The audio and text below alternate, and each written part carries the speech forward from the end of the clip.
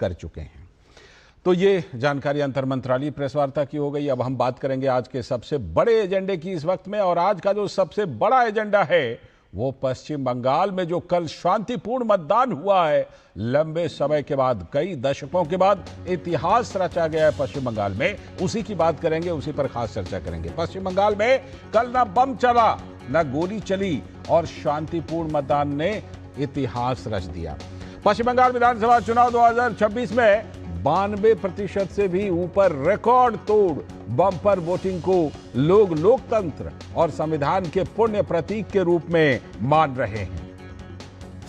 करीब 5 दशकों के बाद मानो पश्चिम बंगाल के धाएं धाएं ठाएं ठाएं की तरतराती हुई गोलियों की जो आवाज है वो वहां पर कहीं कोने में सिसकियां ले रही थी कल। तो जाहिर है कि जिसने कभी वोट देने को जोखिम माना था और पोलिंग बूथ पर अपने अधिकार का प्रयोग करने के लिए वो भी लंबे समय के बाद पहुंचे। लोगों ने कहा कोई भी जीते कोई भी हारे, लेकिन लोकतंत्र हमेशा जिंदा रहना चाहिए, संविधान की सत्ता कायम रखनी चाहिए। तो जाहिर है चुनाव आयोग इस अग्नि परीक्षा में से 10 में से पूरे 10 नंबर लाने में कामयाब हुआ।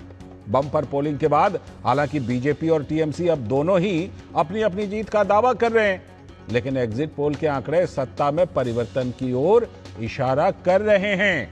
पश्चिम बंगाल में भले ही चुनाव खत्म हो गया, लेकिन राज्य में चुनाव के बाद होने वाली हिंसा की घटनाओं को देखते हुए चुनाव आयोग ने राज्य में चुनाव के बाद भी केंद्रीय बलों की 700 कंपनियों की तैनाती के आदेश दिए हैं।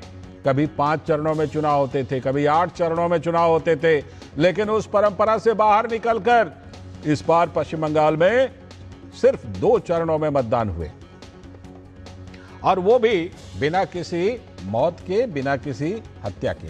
कुछ छोटे मोटे झड़प हुए, लेकिन बाहुबलियों ने अपनी भड़ास तो जरूर निकाली।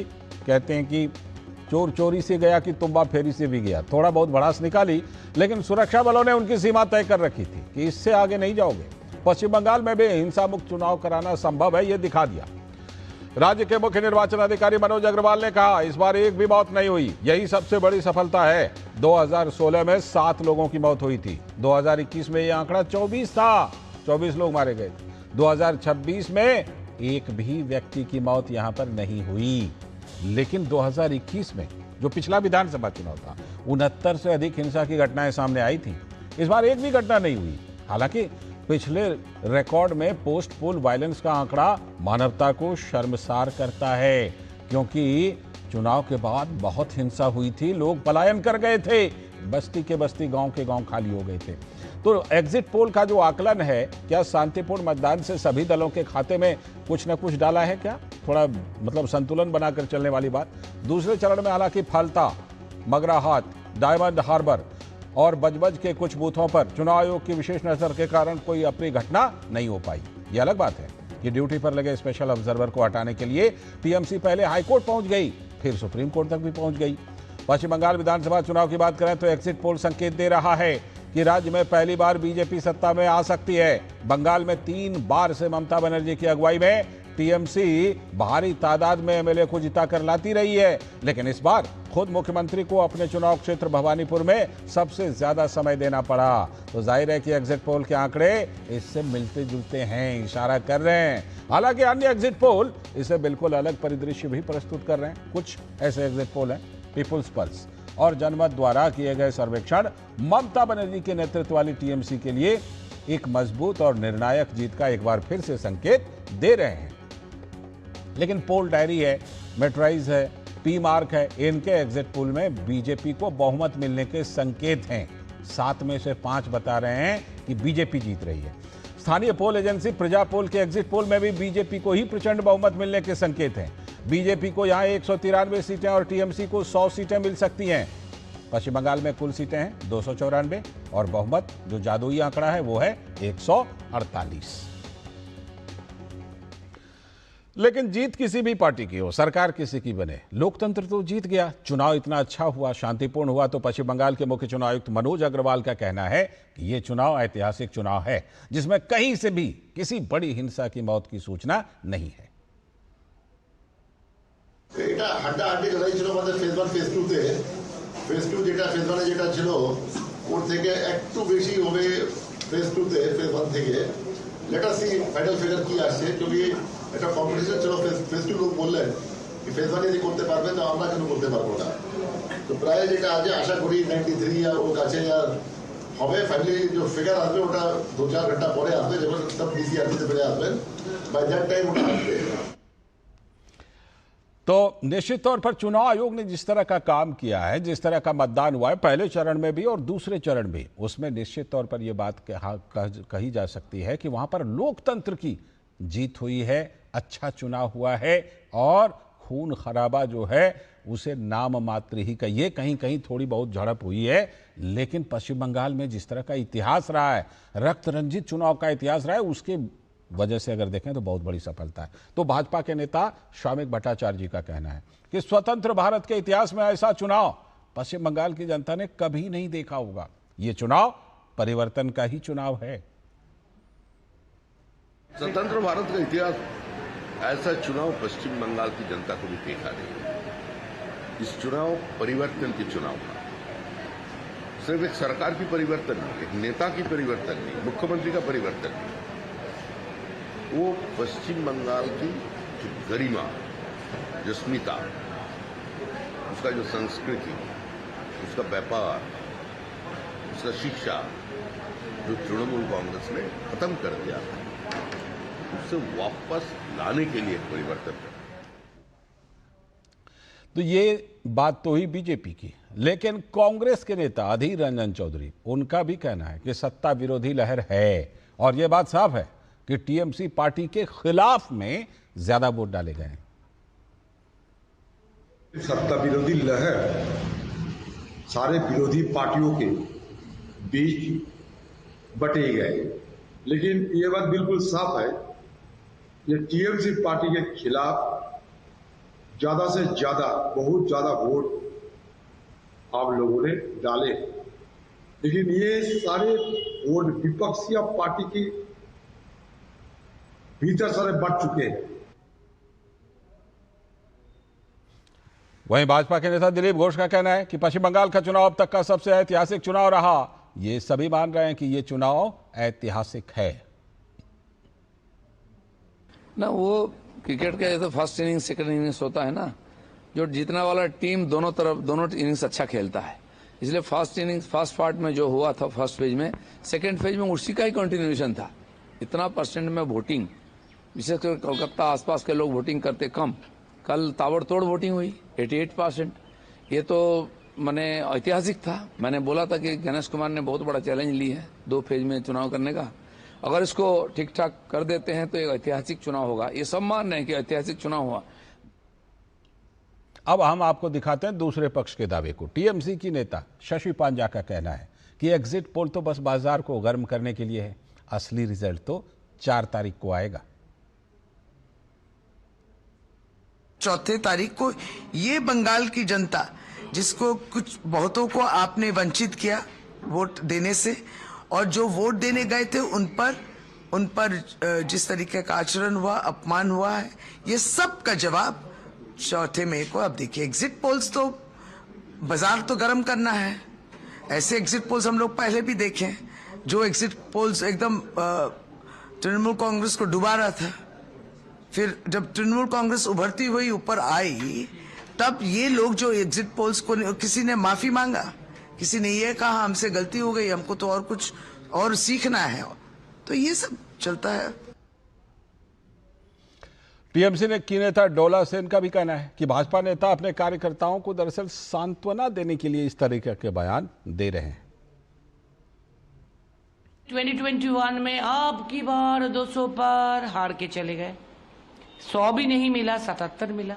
तो इस बार फिर आया, इसीलिए इस बार बहुत कंपल्शन है। इस बार बोल रहा है एबर ना तो नेवर। तो ये वाला बोल रहे हैं, और 23rd को भी बोले।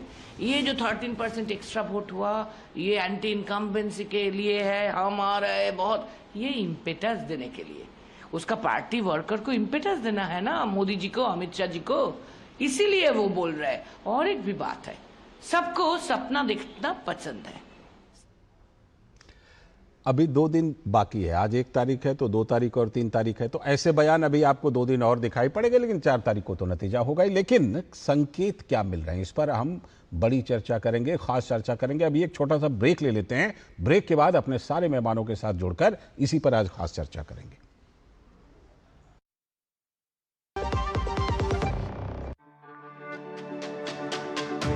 मेरी पसंद, मेरी पसंद,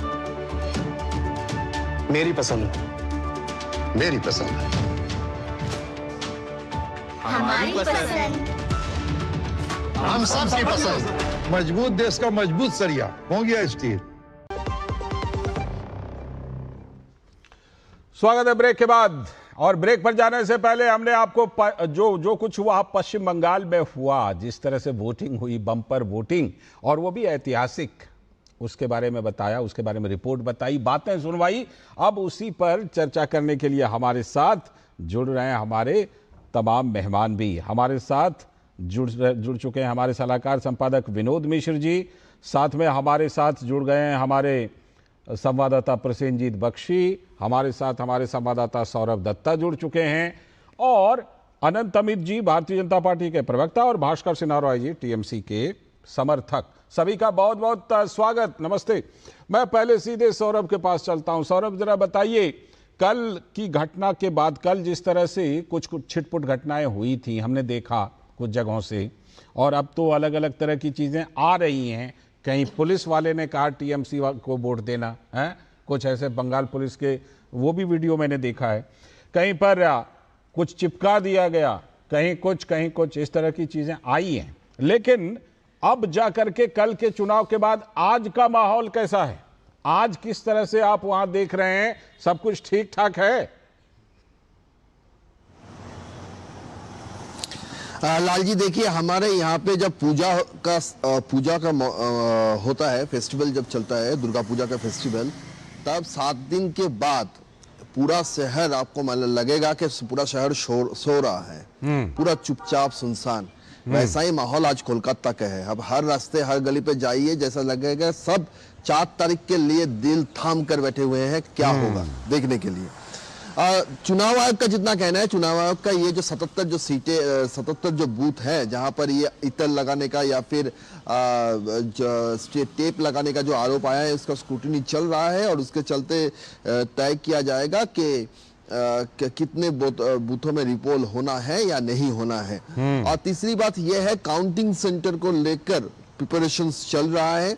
इस बार आप जानते हैं कि चुनाव के वक्त एक कंट्रोल रूम खोला गया था, चुनाव पोलिंग स्टेशन के पोलिंग के डे के दिन, और इस बार काउंटिंग को लेकर भी एक अलग ही प्लानिंग बनाने की बात सुनने को आ रहा है कि चुनाव आयोग प्लान बी का तैयारी कर रहे हैं काउंटिंग को लेकर। और 3 पॉइंट है, जिस 3 पॉइंट को लेकर बंगाल की जनता में चर्चा है। पहली पॉइंट यह है कि कलकत्ता में अब तक 61% मतदान देखने को मिला था, वो रिकॉर्ड था, लेकिन कल 84% मतदान हुआ है, जो पहले कलकत्ता में कभी देखा नहीं गया है। दूसरी बात यह है कि 2011 साल में आजादी के बाद सबसे ज्यादा मतदान हुआ था, 84%, और अभी आजादी वो रिकॉर्ड भी तोड़कर 2011 परिवर्तन का ईयर था, और आज 2026 और एक रिकॉर्ड टूटा है, 90% से ज्यादा है। आजादी के बाद यही सबसे बड़ा मतदान है। तो इन सारी बातों को देखा जा रहा है कि, लेकिन साथ ही साथ ये भी है कि एसआईआर का जो गणित है, और जो वोट खुलकर जो लोग आए देने को गए हैं, बहुत सारे ऐसे लोग हैं जो 15 साल 20 साल बाद वोट देने गए हैं। ठीक है, तो इसका क्या नतीजा निकलेगा, इसके ऊपर बहुत कुछ। बिल्कुल, आपने एक बात बड़ी महत्वपूर्ण कही कि दिल थाम के सब बैठे हैं। अभी देखिए स्क्रीन पर हम लोग 6 लोग है ना, मुझे लगता है सब लोग कहीं ना कहीं दिल थाम के बैठे हैं और सांसें थाम करके बैठे हुए हैं। और मैं तो कहूँगा पूरा बंगाल, पूरा देश भी, है ना, कहीं ना कहीं। ये देखिए सारे के सारे लोग उसी मुद्रा में, प्रसेनजीत दा भी उसी मुद्रा में नजर आ रहा है। प्रसेनजीत दा, आप भी सांस थाम कर बैठे हुए हैं क्या? क्या क्या तैयारी है काउंटिंग की प्रसेनजीत दा? कहीं रिपोलिंग वगैरह की सूचना अभी मिली है कि नहीं? नहीं, देखिए, जो स्पेशल ऑब्जर्वर है सुब्रत गुप्ता, खास करके उन्हें डायमंड हार्बर भेजा गया है। शायद इसके बारे में सौरभ बोल पाएंगे। उन्हें फिजिकली डायमंड हार्बर भेजा गया है देखने के लिए और इसके बारे में रिपोर्ट देने के लिए कि जिस बूथों के बारे में बिल्कुल कल चुनाव आयोग ने ये कहा भी था। हाँ, शिकायतें हैं वो फिजिकली उसके बारे में वो देखे और उसके बारे में रिपोर्ट दे और उसके बाद रिपोलिंग के बारे में डिसीजन लिया जाएगा। लेकिन आपकी एक सवाल या एक स्टेटमेंट मेरा समझ में नहीं आया कि बताइए बाकी 4 जगह पे चुनाव है, बंगाल के नतीजे के बारे में पूरा देश क्यों दिल थाम के बैठे हुए? यही सच्चाई है दादा। ये समझना काफी जरूरी है। हाँ। क्योंकि ये जो लोग आंदोलन जीवी है, जो लोग 2024 से ये समझ के बैठे हुए हैं कि नरेंद्र मोदी जो तीसरी बार के लिए प्रधानमंत्री बने हैं वो कुछ महीनों के लिए बने हैं और कुछ महीनों के बाद उनको पलट दिया जाएगा और राहुल बाबा प्राइम मिनिस्टर बन जाएंगे और देश हमारे हाथ पे चले आएंगे, हम इतना दिन पावर के बाहर है।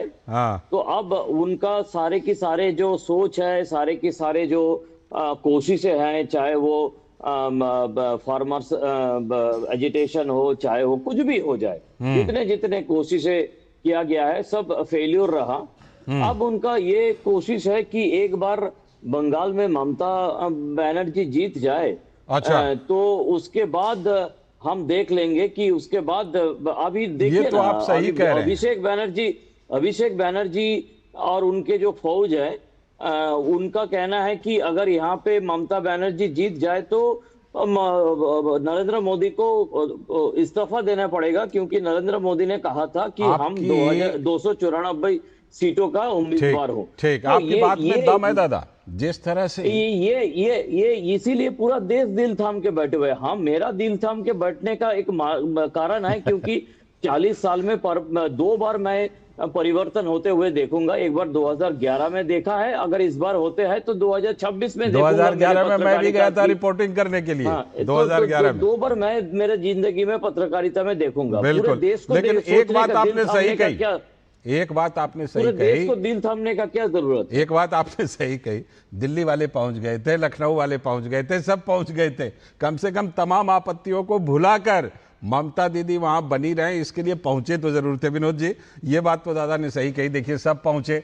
हाँ, और सब ने पहुंच करके समर्थन दिया। अरविंद केजरीवाल जी वहां पहुंचे, वहां अखिलेश यादव जी पहुंचे, सब लोग वहां पर पहुंचे और पहुंच करके सब ने ये ममता दीदी को या टीएमसी को, वैसे एक तरह से सही भी है जब एक ब्लॉक में है, करना चाहिए। लेकिन क्या ये जो बात है कि ये पूरे देश की नजर है विनोद जी, सच में राजनीतिक पार्टियों की भी और सभी लोगों की, पूरे देश की नजर है बंगाल चुनाव के नतीजे पर? लाल जी, आप लोग जब डिस्कशन में थे तो मैं इस पूरे डिस्कशन के बीच में ये ढूंढ रहा था कि ये शांतिपूर्ण मतदान के नायक कौन, और मैं जब जिनको सबसे ज्यादा कोसा गया है वो नायक कौन है, उस नायक को मैं, भास्कर दादा शायद उनको ज्यादा बेहतर बताएंगे। भास्कर दादा नाम भी ले लेंगे। तो वो नायक कौन, तो ये मैं जब ढूंढ रहा था तो नायक में मुझे ये 3 चेहरा सबसे बड़ा नायक लगा। जो ये 3 चेहरा में Gyanesh Kumar chief election commissioner, आपने देखा सीईसी को, आपने देखा मनोज अग्रवाल सीईओ जी, और उसके बाद अभी यूपी से गए हुए जो अजय पाल शर्मा। क्या नहीं था भाई, इतना ऐसा तो किसी इलेक्शन में, इतने स्टेट में हम लोगों ने चुनाव कवर किया, लेकिन चीफ इलेक्शन कमिश्नर या सीईओ स्टेट के या किसी ऑब्जर्वर को लेके इतना मुझे लगा कि इस तरह की चीजें तो कहीं देखने को मिली। 4 दिन के वो ऑब्जर्वर से कितनी परेशानी थी कि हाई कोर्ट से लेके सुप्रीम कोर्ट तक टीएमसी पहुंची कि इस अफसर को हटाओ, और वो अफसर अजय पाल शर्मा, उनके जो सबसे बड़ा डेन था डायमंड हार्बर का, उसका जो चुनाव का आप देखिए कि किस तरह से संचालित किया, जो सबसे ज्यादा वायलेंस प्रोन इलाका होता था। तो वहीं पर तो वो वाला जो बटन है उस पर कुछ चिपकाया भी गया था उसी इलाके में। इस बात को आज देश सैल्यूट कर रहा है इन तमाम अफसरों को। सैल्यूट इसलिए भी कर रहा है कि वो रक्त रंजित इतिहास जो बंगाल का था, पिछले ही चुनाव में 59 से ज्यादा मरे थे प्री और पोस्ट पोल वायलेंस में। जी 10-20 हजार से ज्यादा लोगों को घर बार छोड़ना पड़ा था। और उस चुनाव में आपकी पुलिस की, सीआरपीएफ की, सिक्योरिटी फोर्सेस के इंतजाम जब चुनाव आयोग करने के लिए तैयार था वहां पे और सारे इंतजाम हो रहे थे, तो ममता बनर्जी अपने लोगों को, टीएमसी वर्कर को और वोटर्स को भड़का रही थी कि इस बार जब हम हैं जो हम रोके हुए हैं, नहीं तो 5 सेकंड में यहाँ कुछ से कुछ हो जाए। हाँ हाँ, ओवैसी भाई साहब 15 मिनट का दे रहे हैं, ममता बनर्जी 5 सेकंड का दे रही थी। ये माहौल था पश्चिम बंगाल का। और इस पश्चिम बंगाल के इस चुनाव के शांतिपूर्ण का मुझे लगता है कि भारत का इतिहास याद रखेगा। भारत के लोकतंत्र और जो संविधान की बात करते हैं उसको पहली बार सम्मान मिला है। जो मैं कल देख रहा था लोगों का रिएक्शन कि वो बता रहे थे कि मैं तो कभी आज तक वोट डालने नहीं गया क्योंकि हर बार उनका वोट पड़ जाता था। पहली बार वो साहस करके गए हैं कि यह मेरा अधिकार है। ठीक, ऐसे दसियों लोगों का हमने बैठ सुना जी। तो अगर किसी लोकतंत्र में जब आप अधिकार के कहते हैं बात, वोट देने का अधिकार, और उस अधिकार को अगर ये इलेक्शन कमीशन ने इंश्योर किया है तो ये पूरे देश के आप समझिए बिल्कुल लोकतंत्र का सम्मान किया है। उनका तो सैल्यूट होना ही चाहिए, सैल्यूट होना चाहिए। भास्कर दादा, थोड़ी देर के लिए टीएमसी के दावे को सच मान लेते हैं कि टीएमसी की सरकार चौथी बार बन रही है। चलिए मान लिया थोड़ी देर के लिए। अब कह दीजिए ज्ञानेश कुमार जी जिंदाबाद, अब कह दीजिए मनोज अग्रवाल जी जिंदाबाद। अब तो ठीक है ना? देखिए, नायक जो कोई है तो जनता जनार्दन, जनता नायक है। लेकिन आपके पास कोई खबर नहीं है। जिस ऑफिसर के बारे में आप बोल रहे थे वो डायमंड हार्बर नहीं, एक पर्टिकुलर जगह में वो सीमाबद्ध थे और इतने सारे पूरा बंगाल में वोट हुआ।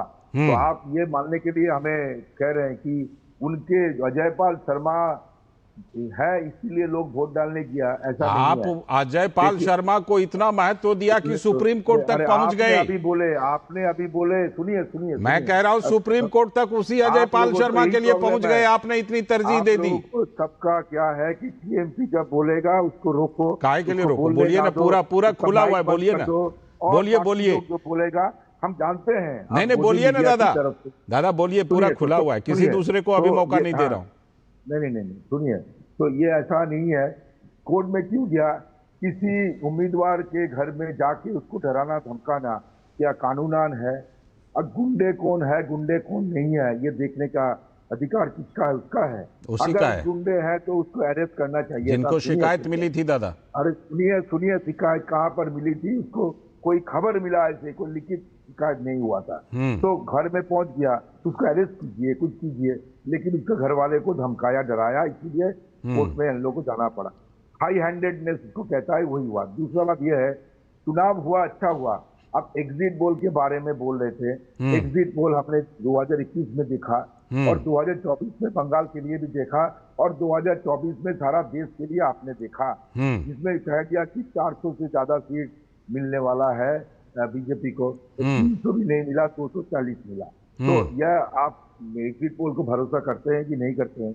एग्जिट पोल के साथ कोई ताल्लुकात नहीं है। लेकिन मैं ये कहना चाहता हूँ, आपको कैसे मालूम पड़ गया कि ज्यादा वोट पड़ने से ही वो मैं तो उस पहलू पर ज्यादा जा ही नहीं रहा हूँ दादा। आज ना किसकी सरकार बनेगी, लोगों का जो मौत हुआ भास्कर दा, सरकार किसकी बनेगी उस पर मैं जा ही नहीं रहा हूँ। मैं तो ये कह रहा हूँ, ठीक है, मैंने तो शुरुआत ही ऐसे की, मैंने शुरुआत ही ऐसे की कि थोड़ी देर के लिए टीएमसी के दावे को मान लिया। सुनिए, तो अगर देखिए एक भी मौत होना ठीक नहीं है, कुछ खराब लगता है सबको, लेकिन जो मौत हुई 2021 में, उसके बाद केंद्रीय संस्था ने रिपोर्ट भी दिया, उसके साथ चुनाव का कोई ताल्लुकात नहीं था। ये मेरा रिपोर्ट नहीं है, post pole violence report filed by central government. Denial mode इसी को कहते हैं। No. I am referring the report given by central government regarding post poll violence. ये मैं ऑन कैमरा बोलना चाहता हूँ, इसीलिए मैं बोल रहा हूँ कि पोस्ट पोल वायलेंस इन्वेस्टिगेशन के लिए और सीबीआई ने चार्जशीट किया था। ठीक, आज फिर इतना दिन 5 साल हुआ, पोस्ट पोल वायलेंस का कोई चार्जशीट अभी तक नहीं दे पाए। केंद्रीय संस्था का रिपोर्ट भी आप सामने लाइए। तो करना था टीएमसी सरकार को ही ना। पोल के साथ रिलेशन नहीं है। तीसरा बात बोल के मैं चुप हो जाता हूँ। देखिए, आप लोग प्रसेनजीत दा आपको कन्फ्रंट करना चाह रहे हैं। प्रसेनजीत दा कुछ रखना चाह रहे हैं। प्रसेनजीत भाई, एक मिनट। प्रसेनजीत दा आप ही की बात पर कुछ रखना चाह रहे हैं। प्रसेनजीत दा भी ख्वाब देखना चाहते हैं, जिंदगी में दूसरी बार उसको बदलाव देखने को मिलेगा। लेकिन मैं बोलता हूँ, बंगाली में कहावत है, जो गुड़ खाने वाले हैं वो गुड़ में बालू दे दिया तो गुड़ खा नहीं सकते हैं। तो वो इसीलिए है। आप शांत रहिए, कोई परिवर्तन नहीं हो रहा है। ठीक है, ठीक है, मैं तो वही मान करके पहले वही मान करके तो सवाल पूछा था आपको। मैं तो ये कह रहा हूं कि अजय पाल शर्मा जी को लेकर के आप सुप्रीम कोर्ट तक चले गए, अगर रहता गुंजाइश तो इंटरनेशनल कोर्ट ऑफ जस्टिस भी पहुंच जाते। इतना महत्व दे दिया, आप कह रहे हैं उस एक आदमी को क्यों महत्व दे रहे हैं। ठीक है, हाँ प्रसेनजीत दा कुछ कहना चाह रहे थे, फिर मैं अनंत अमित के पास। नहीं, भास्कर ये गलत स्टेटमेंट नेशनल टीवी पर काहे कर रहा है? ऐसा कोई रिपोर्ट नहीं है कि उसके साथ पोस्ट पोल वायलेंस के साथ चुनाव का कोई संबंध नहीं है। ऐसा कोई रिपोर्ट पूरे देश में किसी जगह पे नहीं है, पहली बात। दूसरी बात, सीबीआई एक एक करके केस को निपट रहे हैं और एक एक करके जो गुनहगार है उसे अरेस्ट कर रहे हैं और एक एक करके केस को खत्म कर रहे हैं। ये गलत बात भास्कर कम से कम मत बोलो। प्रसेनजीत दा, इस बारे में वर्तमान स्थिति क्या है? प्रसेनजीत दा, वर्तमान स्थिति क्या है इस पर? वर्तमान स्थिति मैं 2021 के बारे में बता रहा हूं। मैं 2021 के बारे में बता रहा हूं। जो सारे के सारे केस उसकी जांच पड़ताल जारी है। उसकी एक एक करके केस कम से कम 10 से 12 केस का निपट गया है। 10 से 12 केस निपट गया है। लोगों को अरेस्ट कर लिया गया है और केस अभी ट्रायल में चला गया है और इसके बारे में उसके साथ इसका संबंध नहीं है। ये रॉन्ग स्टेटमेंट है। नेशनल लेवल पे ये नहीं हो सकता। ये गलत स्टेटमेंट है। अनंत अमित जी, जिस तरह का चुनाव हुआ ये तो बिल्कुल निश्चित तौर पर सराहना तो बनती है सारी मशीनरी की, चुनाव आयोग की, सभी की। अब आगे चल करके आप लोगों की उम्मीदें, क्योंकि देखिए अनंत अमित जी, कुछ ऐसे भी हैं एग्जिट पोल वाले जो आपकी सरकार बनते हुए नहीं दिखा रहे हैं। 7 में से 5 तो दिखा रहे हैं लेकिन 2 नहीं दिखा रहे हैं। ये भी बात है अनंत अमित जी। जी निश्चित तौर पे लाल जी, सर्वप्रथम तो हम पश्चिम बंगाल की जनता को हम साधुवाद देते हैं। जिस तरीके से आजादी के बाद पहली बार देश में हिंसा मुक्त और भय मुक्त चुनाव आयोग ने कराने का काम किया है, जिसके लिए पश्चिम बंगाल में इस बार केवल रिकॉर्ड मतदान ही नहीं हुआ है, गलतियां भी बहुत कम पाई गई हैं और हिंसा मुक्त चुनाव हुआ है। यही 2021 के चुनाव में लगभग 60 लोग लालजी मारे गए थे चुनाव के दौरान। लेकिन आजादी के बाद पहली बार ऐसा किसी प्रदेश में इतने मतदान हुए और एक भी हिंसक, इस तरह की एक भी हत्या की कोई खबर नहीं आई है। इसके लिए अगर कोई साधुवाद का पात्र है तो वहां का लोकल प्रशासन है, केंद्र का प्रशासन है और साथ में साथ वहां की जनता है। और इस पूरे चुनाव का अगर मैन ऑफ द मैच है तो भारत सरकार का इलेक्शन कमीशन ऑफ इंडिया है, जिसने किस तरीके से चुनाव कराया है। और जहां तक आप बात कर एग्जिट पोल की, तो एग्जिट पोल के आधार पर देखिए, जब पश्चिम बंगाल में वोट ऑफ परसेंटेज बढ़ा है, जब वामपंथ की सरकार गई तो उसके बाद 84% के आसपास मतदान होता है और ममता दीदी चुनाव जीत कर आती है 2011 में और 2026 के मतदान में लगभग दोनों चरणों को मिला के 92 समथिंग मतदान होता है। ये बता रहा है कि किस तरीके से इंटरकॉमेंसी है राज्य में। और हम जिन आधार पे चुनाव में गए थे लाल जी, उन तमाम मुद्दों को लेकर जो हमने संकल्प पत्र जारी किया था, इस राज्य का पहला ऐसा प्रदेश है जहां पे संकल्प और मैनिफेस्टो नहीं, वहां इस्तेहार जारी किया जाता है। लेकिन हम तो संकल्प पत्र के साथ गए थे और बहन बेटी माताओं के लिए जो भयमुक्त प्रदेश बनाने का बात हमने संकल्प पत्र में रखा था। और हमें लगता है कि पूरे वोट परसेंटेज में जिस तरीके से महिलाओं का वोट परसेंटेज बढ़ के आया है, तो हमें पूर्ण विश्वास है कि जो एग्जिट पोल दिखा रहा है उससे भी बेहतर स्थिति में भारतीय जनता पार्टी की, एनडीए की सरकार 4 तारीख को आएगी। और माननीय मोदी जी ने कहा है कि 4 मई आई, भाजपा की सरकार आई, ममता दीदी की सरकार गई। लेकिन होने वाला है 4 तारीख को। लेकिन आनंद अमित जी, ये देखिए कि आपने उस सब पिछली बार भी कहा था 2 मई दीदी गई, इस बार आप कह रहे हैं 4 मई दीदी गई। तो 2 मई को जब नहीं गई तो 4 मई को कैसे गई? नहीं, वो तो देखिए 2016 के चुनाव में लालजी भारतीय जनता पार्टी लड़ती है, 3 सीट जीत कर आती है। 2021 के चुनाव में हम 77 सीट जीत कर आते हैं, तो हमारा स्ट्राइक रेट बता रहा है ना। और 2026 के चुनाव में हम 180 पार करेंगे, हमारा स्ट्राइक रेट बता रहा है। और लालजी 2021 के चुनाव में लगभग 1000 ऐसे बूथ थे जहां पे भारतीय जनता पार्टी का एक भी कार्यकर्ता नहीं था 2021 के चुनाव में। और इस बार का चुनाव में जिस पहले सवाल में मैंने भास्कर दा से टीएमसी के दावे पर नहीं, टीएमसी का कितना दावा भास्कर दा बताइए? देखिए 235 कितना कह रहे हैं? 200 से ज्यादा, 200 से ज्यादा, 200 डेफिनेटली। देखिए बात यह है कि हम लोग ग्राउंड लेवल पे जो रिपोर्ट मिला है उस हिसाब से, हाँ वही बताइए, बीजेपी का कुछ वोट बढ़ सकता है। आज से 2011 से 2026 तक परसेंटेज ऑफ वोट टीएमसी का घटा नहीं। क्या हुआ है, सेकेंड और थर्ड पोजीशन में बदला हुआ है। पहले लेकिन दूसरी तरफ बीजेपी का बढ़ा तो है दादा। हाँ बढ़ा, किसका बढ़ा है? तो वामपंथियों का वोट कम हो गया और बीजेपी का वोट बढ़ गया। ये प्रसन्नजीत भाई को मालूम है। वामपंथियों का वोट 2016 के बाद कम हो गया और वो वोट जाके पहुंचा बीजेपी के खाते पे। अब बताइए, प्रसन्नजीत बड़ी स्पष्टकार हैं, बताइए कि 2011 के बाद किसी भी चुनाव में घट गया टीएमसी का परसेंटेज ऑफ वोट। और एक बात मैं कहना चाहता हूँ, थोड़ा मौका दीजिएगा, कोई नगर पालिका चुनाव, पंचायत चुनाव, कॉर्पोरेशन चुनाव, लोकल बॉडी चुनाव, समवाय का कोऑपरेटिव चुनाव, किसी में भी हार नहीं है टीएमसी के, और वोटिंग परसेंटेज भी कम नहीं हुआ। ये डायरेक्ट उन्होंने चला जाएंगे और डायरेक्ट। लेकिन दादा होता क्या जानते हैं, अगर दो पार्टियों के बीच सीधी चुनाव होती है और अगर आपका 50% वोट सिक्योर नहीं है और दूसरी पार्टी चढ़ती जा रही है तो नतीजा पलट सकता है। मैं आता हूं, इस पहलू पर करूंगा बात, लेकिन सौरभ दत्ता, आप जिस खामोशी की बात कर रहे थे, उसी खामोशी के बीच कुछ चर्चा, कुछ गूंज तो सुनाई पड़ रही होगी। ये तो वो इलाका है जहां दुकानों पर भी छोटी मोटी चर्चा होती रहती है। किस तरह की चर्चा लोगों में है? एग्जिट पोल वालों से अलग चर्चा है या एग्जिट पोल की तरह ही चर्चा है? देखिए, एग्जिट पोल की जो फिगर्स है, एग्जिट पोल के फिगर्स को लेकर चार पांच जो एजेंसीज के तरीके जो सामने आ रहा है, उसको लेकर बंगाल की जनता, अगर आप कहे तो बंगाल की जनता भी फिंगर क्रॉस करके रखे हुए हैं। वो भी देखना चाहते हैं कि क्या होता है आखिरकार। लेकिन एक बात तय है कि जब चुनाव के प्रचार में हम गए, या फिर कल भी जब हमने बहुत सारे बूथों से रिपोर्टिंग किए, तो उस वक्त महिलाओं में एक बड़ी संख्या महिलाएं थी जो वोकल थी। वो साफ कह रही थी कि देखिए कि सुरक्षा का जो मुद्दा है वो मुद्दा है। वो मान रही है कि सुरक्षा का मुद्दा है। आरजीकर की बेटी को इंसाफ नहीं मिला है, कस्बा में जो हुआ है वो ठीक नहीं हुआ है।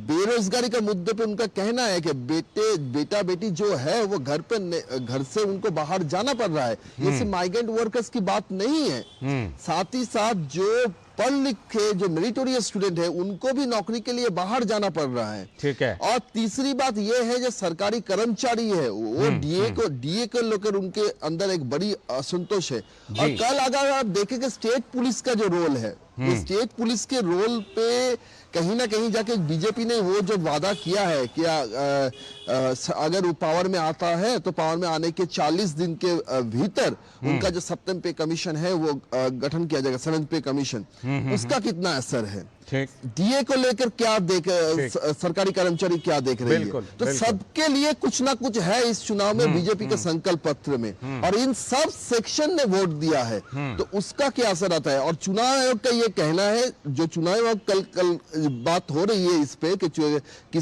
कौन मैन ऑफ द मैच है, चुनाव आयोग का एक ऑब्जर्वेशन है कल दिन भर के बाद, उनका कहना है कि देखिए यही वो ऑफिसर्स हैं जो 2021 में इलेक्शन करवाए हैं, 2024 में करवाए हैं, और 2026 में यही वो ऑफिसर्स हैं जो काम किए। और एक कमिटमेंट में स्पेशली मेंशन करना चाहूंगा कि 7 ऐसी जगह है जहां पे पूर्वी बर्धमान को लेकर, पूर्वी बर्धमान और भी सारे जिले हैं जहां पर खबर आती है रात को कि वोटर्स को डराया धमकाया जाता है, और सारा रात होल नाइट जो डीओ है वो महिलाएं जो बूते हैं वहां पे घूमती रहती है रात भर को, कॉन्फिडेंस बिल्डिंग मेजर के लिए। तो ये कमिटमेंट भी देखने को मिला है हर एक ऑफिसर्स को, किंतु सबका कहना था कि इस बार जो चुनाव हिंसा मुक्त, भय मुक्त का जो कमिटमेंट है, ये कमिटमेंट ऊपर से नीचे तक देखने को मिला एडमिनिस्ट्रेशन को, तो उसी का एक रिजल्ट ये सामने आया। प्रसेनजीत दा, आपने कहा लंबे करियर में अगर मान लीजिए सरकार बदलती है तो ये दूसरी बार आप सत्ता में बदलाव देखेंगे पश्चिम बंगाल में। मुझे लगता है आपके लंबे करियर और लंबे तजुर्बे के बारे में हम सब सुनना चाहते हैं कि आपका आकलन क्या है। अब तो आप आकलन दे सकते हैं, वोट सारे के सारे हो गए, आपको क्या लगता है परिवर्तन होवे या फिर चौथी बार टीएमसी सरकार? नहीं, मैं सौरभ का जो ऑब्जर्वेशन है उसी की कड़ी में मैं ये कहना चाहूंगा कि ये पहली बार हमने देखा, पहली बार मतलब पहली बार, मैं वाम मोर्चे के समय से बता रहा हूं, जब से टेलीविजन शुरू हुआ है खास तौर से, तब से मैं बताना चाहूंगा कि जो टेलीविजन का पोल डे का रिपोर्टिंग है, ये पोल डे रिपोर्टिंग में लाइव रिपोर्टिंग में रिपोर्टर को भेजा जाता है, जाइए आप लाइन से लोगों का, कतार से आप लोगों का रिएक्शन लीजिए। बिल्कुल। तो कतार से जब लोगों का रिएक्शन लिया जाता है, तब 2024 तक बंगाल में कभी भी, खास तर से जो डिस्ट्रिक्ट लेवल है वहां से लोग रिएक्शन नहीं देते थे। ये फर्क इस बार था। हाँ, रिएक्शन देने के लिए जब रिपोर्टर पहुंचते थे, खासतर से महिलाओं ने अपने घूंघट टांग कर भाग जाती थी। लेकिन इस बार एक महिला अगर रिएक्शन दे रही है तो दूसरा महिला जाते जाते फिर वापस आके रिएक्शन दे रही थी। तो ये मैंने कभी देखा नहीं है, और खुलकर बोल रही थी कि महिला जो सुरक्षा है इसके बारे में हम चिंतित है और इसके लिए हम वोट दे रहे हैं। मैं भास्कर को एक बात कह रहा हूं, थोड़ा सा आपका अनुमति मिले तो लाल जी। भास्कर, आप जीते तो बधाई हो पहले से ही, लेकिन एक बात आप थोड़ा आने वाले दिनों में ममता बनर्जी को बताइएगा कि जबरदस्ती जिस तरह से मैं सीधी तरह से बता रहा हूं, वामपंथियों को अल्ट्रा लेफ्ट को इस्तेमाल करते हुए आप आरजीकर मूवमेंट को दबा दिए हैं ये, लेकिन आप दबा नहीं पाए। मेरे बीवी की मन में से के अंदर से भी दबा नहीं पाया, गांव की औरतों के दिल से दबा नहीं पाया, आपके बीवी की अंदर से भी दबा नहीं पाया। इस चुनाव में अगर आपका कोई खराब नतीजा हो ना, ये आरजीकर के कारण हो और महिलाओं के कारण और हो, मुझे लगता है इसलिए भी क्योंकि बता पीड़िता की दीजिएगा। माता जी जब बीजेपी की कैंडिडेट रत्ना देवनाथ, उनके साथ मिसहैंडलिंग भी हुई है, उनके साथ मिसहैंडलिंग भी की, वो जो हुआ है वो है, कन्फ्रंट लेकिन किया टीएमसी के नेताओं। बारे में जिस तरह इस बार महिलाओं ने खुलकर वीमेन सिक्योरिटी के बारे में बात की है ना, आपको लगता है कि आरजीकर बड़ा मुद्दा बना है ना? आरजीकर की घटना बड़ी, ये आरजीकर महिलाओं ने भूले नहीं है, जबरदस्ती उसको दबाया गया है। विनोद और जी, किस तरह से दबाया गया वो भी मैंने बोल दिया कि वामपंथियों को और अल्ट्रा लेफ्ट को इस्तेमाल करते हुए। ठीक। विनोद जी, जो बात अपने प्रसेनजीत दा कह रहे थे, भय पर भरोसा भारी पड़ा, तभी ना जो दादा कह रहे हैं कि महिलाएं लौट लौट करके आती थी, अपनी पसंद बताती थी। हाँ, आ रहे भास्कर दा आ रहे, एक टिप्पणी लेकर आ रहे। शांति चाहिए, परिवर्तन चाहिए, ये महिलाएं लौट लौट कर बोल पाई क्योंकि भय के ऊपर भरोसा भारी पड़ा है, इतना तो मान के चलें। देखिए, मैं इस बार के इलेक्शन में जो सबसे यूनिक चीज मैंने देखा है वो जब आप कह रहे थे कि लोकतंत्र जीता, तो ये वाकई में बंगाल का चुनाव सच में इंटरेस्टिंग था। आप अगर टेलीविजन के इसमें देखें, नेशनल टेलीविजन को हो या स्टेट के टेलीविजन चैनल्स को देखें, तो जहां स्टेट का इलेक्शन खुद का भी था, वहां बंगाल का चुनाव भी प्रायोरिटी में हेडलाइन में चलता। बिल्कुल, दूसरे जहां चुनाव थे ये क्रेज डेमोक्रेसी का, जब आप कहते हैं एक वाइब्रेंट डेमोक्रेसी, तो पश्चिम बंगाल ने दिखाया है। मैं भास्कर दादा को तो बिल्कुल प्रणाम करूंगा, सलाम भी करूंगा कि उनके स्टेट में तो कम से कम ये है कि लोग एकदम लड़ते हैं चुनाव, तो तर्क से लड़ते हैं, अब मजबूती से लड़ते हैं। लेकिन मजबूती से चुनाव लड़ने का अज़्म जो इस बार बीजेपी ने किया, तो ये टीएमसी इस बार फेल होती हुई दिखी थी। दादा उसमें ज्यादा बताएंगे, हमसे ज्यादा अनुभवी हैं भास्कर दादा, वो ज्यादा बताएंगे। टीएमसी इस बार फेल यही थी कि जो अभी प्रसेनजीत कह रहे थे, भय से जो बीजेपी का स्लोगन था, भय से भरोसे का, तो ये भय से भरोसे का, जब प्राइम मिनिस्टर मोदी की बात करें या अमित शाह की बात करें, योगी आदित्यनाथ की बात करें, या उनके टॉप स्टार प्रचारक की बात करें, या आप सीधे सीधे शुभेंदु अधिकारी की बात करें, सुकांतो की बात करें, जितने भी इसके टॉप लीडर थे, उन्होंने इस स्लोगन को लोगों के दिलो दिमाग में पहुंचा दिया।